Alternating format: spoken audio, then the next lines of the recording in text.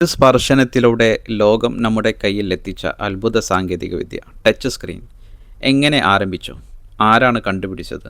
എങ്ങനെ ഫോൺ ലോകം അതുകൊണ്ട് മാറി? ഇതാണ് ഇന്ന് പറയാൻ പോകുന്ന വിഷയം. അപ്പോൾ നിങ്ങൾക്ക് വളരെയധികം ഇൻട്രസ്റ്റിംഗ് ആയിട്ടുള്ള ഒരു സബ്ജക്റ്റാണ്. അപ്പോൾ വീഡിയോയിലോട്ട് പോകാം. സ്പർശനം കൊണ്ട് ലോകം തന്നെ മാറിയപ്പോൾ ഇന്ന് നമുക്ക് ഫോൺ തുറക്കാനും വീഡിയോ കാണാനും പണമടക്കാനും എല്ലാം വേണ്ടത് വിരലിൻ്റെ ഒരു സ്പർശനം മാത്രം.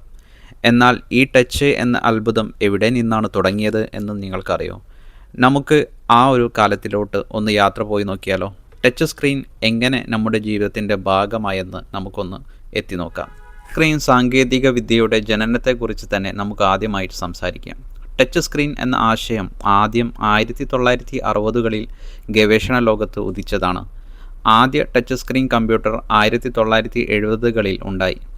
എലോഗ്രാഫ് എന്ന പേരിലാണ് ഇത് അറിയപ്പെട്ടിരുന്നത്. പക്ഷേ അത് വളരെ ചെലവേറിയതും പ്രായോഗികമല്ലാത്തതുമായിരുന്നു. പിന്നീട് 1990കളിൽ റെസിസ്റ്റീവ് ടച്ച് സ്ക്രീൻ എന്ന സംവിധാനം വന്നപ്പോൾ ടച്ച് ഉപകരണങ്ങൾ സുലഭമായി തുടങ്ങി. ഇവയിൽ സമ്മർദ്ദം ഉപയോഗിച്ച് സ്ക്രീൻ പ്രവർത്തിക്കുമായിരുന്നു. സ്റ്റൈലസ് കൊണ്ട് സ്പർശിക്കേണ്ടി വരും. ആദ്യ ടച്ച് മൊബൈൽ ഡിവൈസുകളെ കുറിച്ച് സംസാരിക്കാം. 2004 നോക്കിയ 7710 എന്ന മോഡൽ പുറത്തിറക്കി. ഇതാണ് ആദ്യത്തെ ടച്ച് സ്ക്രീൻ മൊബൈലുകൾ ഒന്നായി ചരിത്രത്തിലേക്ക് കടന്നു വന്നത്. ഇതിൽ സ്റ്റൈലസ് ഉപയോഗിക്കേണ്ടി വരും. അത് അന്ന് വലിയ ഒരു ആഡംബരം തന്നെയായിരുന്നു. എന്നാൽ വിപ്ലവം വരാൻ ഇനി 3 വർഷം മാത്രമേ ബാക്കി ഉണ്ടായിരുന്നുള്ളൂ. സ്ക്രീൻ വിപ്ലവം ഐഫോൺ കാലം എന്ന പേരിൽ അറിയപ്പെടുന്നു. 2007 ആ വർഷം ടെക് ലോകം മുഴുവൻ ഞെട്ടിച്ചത് ആപ്പിൾ ഐഫോൺ അവതരിപ്പിച്ചാണ്. സ്റ്റീവ് ജോബ്സ് പറഞ്ഞു, "വി ആർ റിനിവേറ്റിംഗ് ദി ഫോൺ." അതായിരുന്നു ലോകത്തിൻ്റെ വഴിത്തിരിവ്.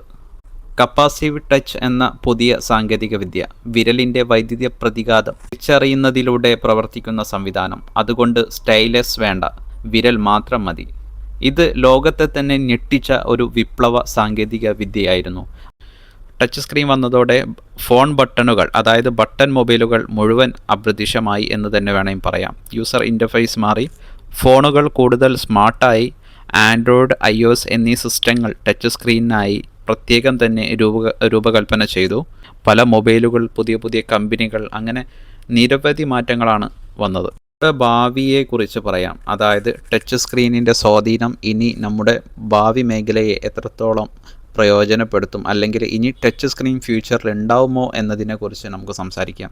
ഇന്ന് നമ്മൾ ഫോൾഡബിൾ ഫോണുകൾ, 3D ടച്ച്, ഹാപ്റ്റിക് ഫീഡ്ബാക്ക് പോലുള്ള പുതിയ സാങ്കേതിക വിദ്യയിലേക്ക് കടന്നുകൊണ്ടിരിക്കുകയാണ്. അടുത്ത കാലത്ത് ടച്ച് ഇല്ലാതെ air gesture, air controller, eye controller എന്നതിലേക്കും ലോകം നീങ്ങുന്നു. ടച്ച് സ്ക്രീൻ ചരിത്രം ഇനിയും എഴുതപ്പെടുകയാണ് വലിയ വലിയ മാറ്റങ്ങളിലൂടെ.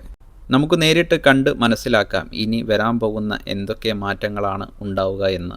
ഇഷ്ടമായാൽ ഒരു ലൈക്ക് കൊടുക്കൂ. ടെക്നോളജിയുടെ ലോകം അറിയാൻ ഞങ്ങളുടെ ചാനൽ സബ്സ്ക്രൈബ് ചെയ്യൂ. ഇനി നിങ്ങൾ പറയൂ, ഏതാണ് നിങ്ങളെ ഏറ്റവും അത്ഭുതപ്പെടുത്തിയ ടച്ച് ഫോൺ? ദയവായി നിങ്ങൾ കമൻറ്റ് രേഖപ്പെടുത്തുക. അപ്പോൾ ഇതുപോലുള്ള നല്ല നല്ല വിഷയങ്ങളുമായി വീണ്ടും കാണാം.